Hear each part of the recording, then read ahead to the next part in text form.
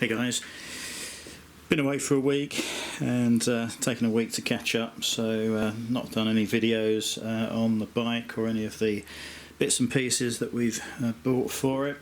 So I'm going to start again today. You'll notice that the Puig screen is no longer fitted. If anyone's watched the videos from a few weeks ago, you'll know the right hand side wouldn't lock up, so it allowed the screen to go down a little bit on the right hand side, so clearly faulty. But having gone out onto the road with it, or whilst I thought it looked good, the turbulence that it created around the helmet area was, just unacceptable.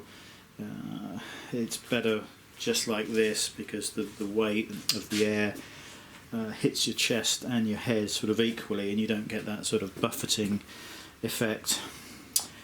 What I've come to realise also is there's little place to store anything, either in your leathers, trousers, or on the bike.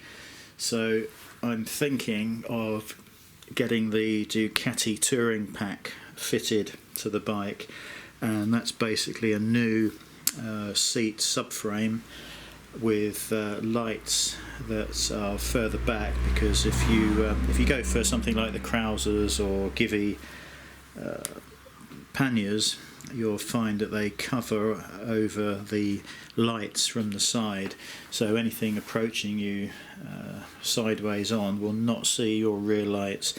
I think the Ducati supplied subframe and panniers and lights take care of that problem. They also include in the touring pack a pillion backrest, which I won't need, but apparently you don't have to fit it, but you have to buy it, but I won't be fitting it. I really want to leave in place the plastic pillion cover, because that's where the dash cam mounts, so I'm going to keep it like that. But I think the panniers just are a must. Of course you can take them off. I prefer the bike with nothing on it, I suspect, but just from a practical point of view, it's just not working out. So and the other thing it comes with is a big clear screen. Now I'm hoping it will still fit onto here, and that I'll be able to remove it as and when I like.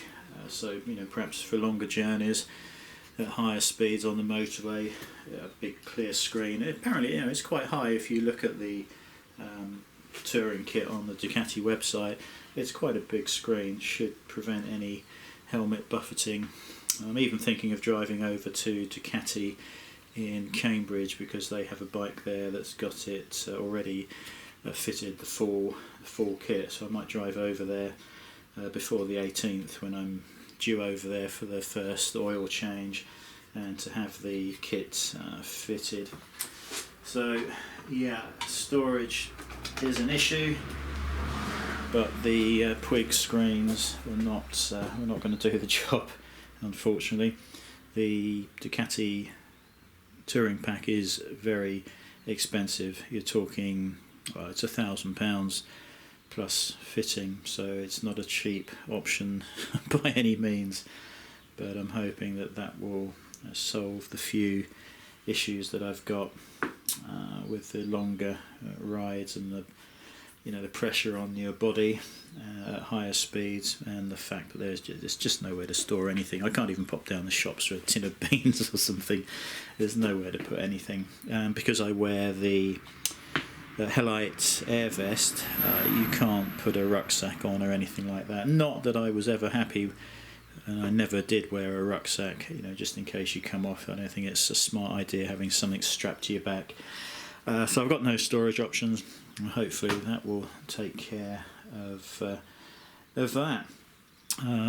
Apart from that, I'm going to do some videos. I've bought a reasonably priced small personal tracker, so Debbie can go online and see exactly where I am on any ride. It's worked reasonably well, but it has dropped the cellular network on occasions, and there is no tracking data available from that point. I'll show you that on another video. Chain's been adjusted, tyre pressures have been checked. I have bought a calibrated tyre pressure gauge. It's pretty critical that the tyres on something like this are kept spot on. In this case, for me at normal riding, it's 2.5 bar for each tyre. No idea what that is in PSI, but I expect it's up in the mid 30s. But the calibrated gauge is marked in both, but 2.5 bar. Yeah, cleaning's been fine. Actually, quite easy to get in and clean everything. I've been using the muck-off kit that I purchased with some microfiber cloths. I got the bike and myself soaking wet a few days ago, unintentionally, but it did prove quite manageable in the rain. Something that I'll also do another video on was a hot air blower, and this is used if the bike's wet or if you've cleaned it.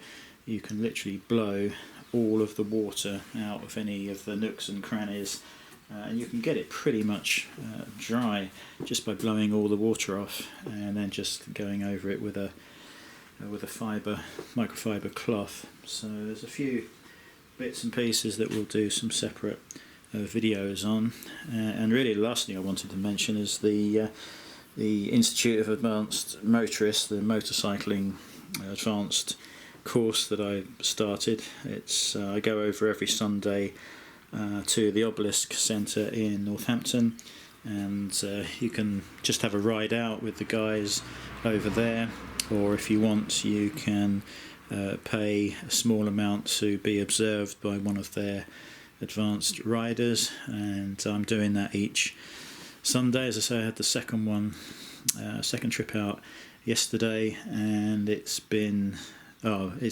bit of a shock. The correct way to ride bikes, and that they teach all the methods that police riders use, paramedics, anything, any profession like that. This is how they ride, and it's quite a bit different to how I rode in the past, but now it's being explained each week, and we've got the IAM riding book as well to read through.